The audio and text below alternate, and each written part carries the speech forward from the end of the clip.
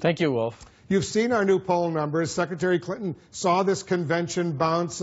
After both conventions, the CNN-ORC poll shows that the number of voters who believe Secretary Clinton's policies will move the country in the right direction, that actually jumped from 43% before to 48% now. The number of voters who said the same about Trump's policies actually went down from 40% before the conventions to 38% now. Did the Republican convention achieve what was needed?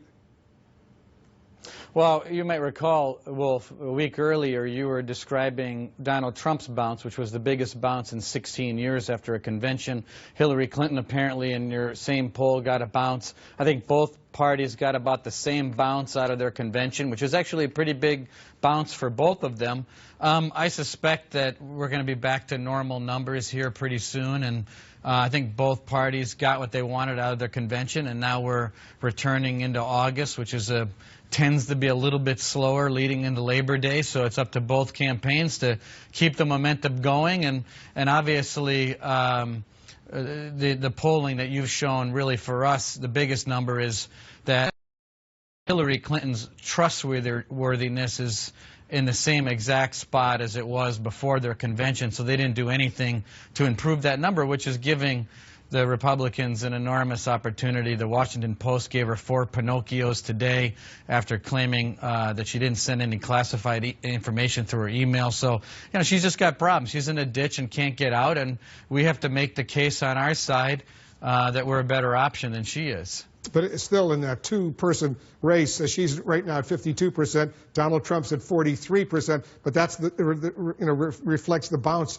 she got out of the convention. Instead of coming out of the convention, though, unified and talking about Donald Trump's vision for the future, vision for the country, we've heard prominent members of the Republican Party condemn his remarks on the Khan family. Senator McCain, as you know, Representative Mac Thornberry, the chairman of the Armed Services Committee in the House, Jeb Bush, Senator Lindsey Graham, among others. They thought his remarks about the family were disrespectful. Do you agree with them?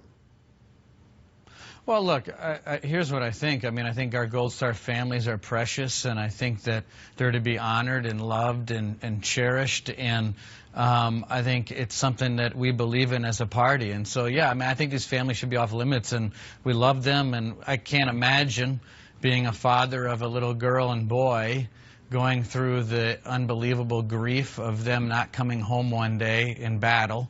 There's just nothing more sacrificial than that, and we believe that, and we know that, and I believe that Donald Trump and Mike Pence also know and understand that. And so, look, there's nothing but honor and respect for this family and all families that go through these types of horrific things in their life, and it's an unbelievable place to come from, and that's why I think that we don't go there, and I don't go there. Well, Trump went there. He said he went there because he was supposedly, in his words, viciously attacked by the Khan family. Do you agree that that family viciously attacked him? Well, look, Donald Trump is going to speak for Donald Trump. He wants to defend himself, and it's understandable. But look, like I said before, this is a family that is grieving, and they have a right to, and we have an obligation to honor them and to love them and to cherish them, and that's where I come from. That's where our party's coming from. Wouldn't it have been better if Donald Trump would have simply not said anything about this grieving family? Well, look, hindsight's 20/20, but that's, obviously I am who I am, and I'm talking for the party, and I believe that these families, these Gold Star families, are off limits, and they're to be loved and cherished and honored. Should he apologize to this family?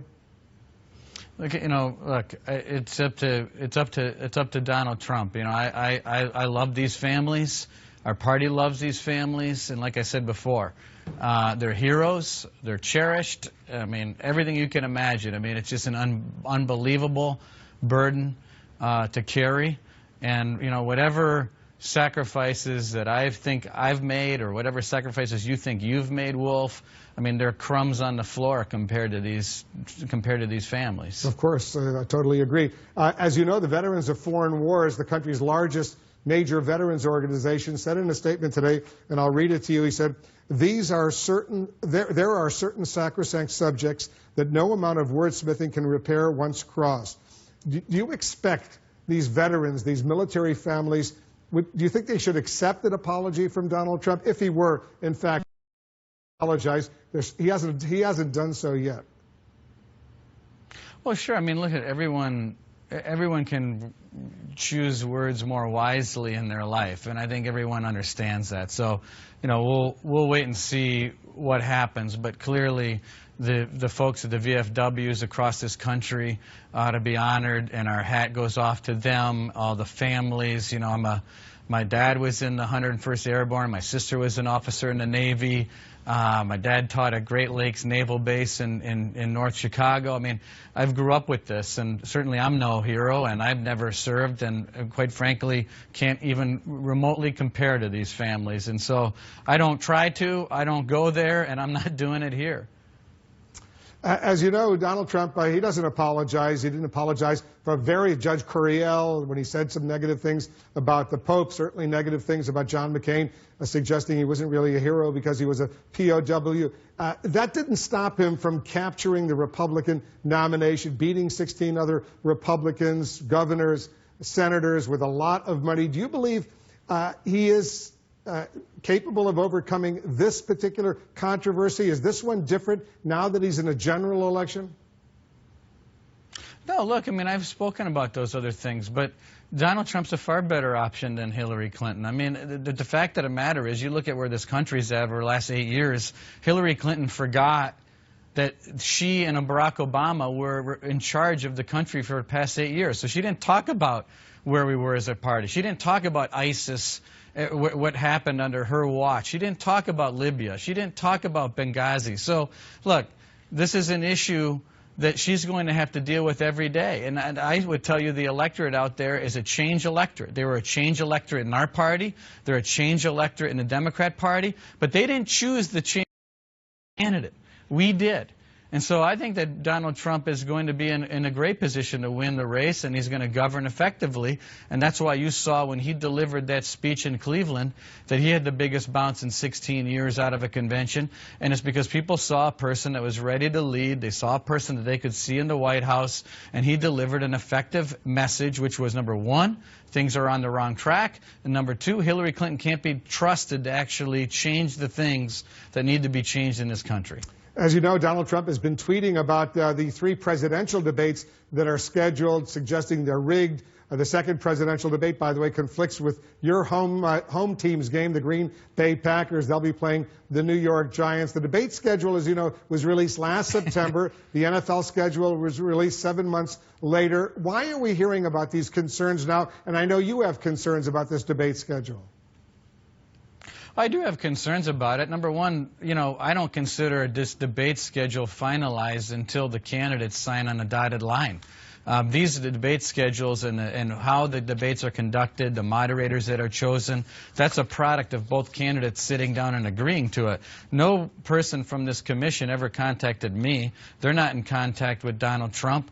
And I don't think they were in contact with the DNC either before Debbie Wasserman Schultz had left. So the fact is that they're operating in a vacuum. And if you read the Annenberg report of all the problems that the commission needs to address, I think this is part of it, which is we've got a commission that operates in a vacuum and doesn't remember that there's 2 major parties and 2 major candidates that need to be in agreement. I don't want to have debates on Sunday night, Wolf. I don't think anyone out there wants to have debates on Sunday night. They should be on Tuesday or Wednesday, maybe Thursday.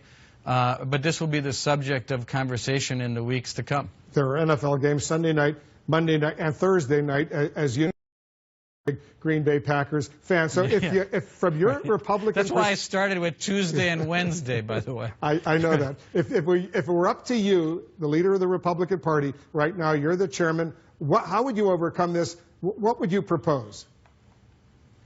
I would propose the commission finding Tuesday and Wednesday nights to hold these debates. If they had to go to Thursday, fine. But they would come up with some plans. And the other thing I would suggest is pick up the phone and call the people that are most responsible for these nominees to pick the right times for these debates.